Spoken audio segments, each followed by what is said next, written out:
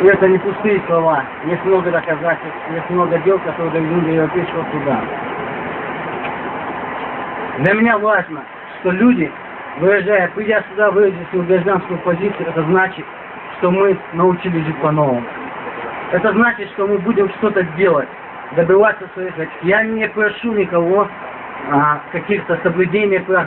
Я требую уважения к себе, к своему народу, к моим обязанностям, да, к моим правам. Я требую справедливого отношения к нам, ко всем. Нельзя отделять никого по отдельности, по национальности, по религии. Мы все такие, какие есть, мы разные, но мы живем в одной стране.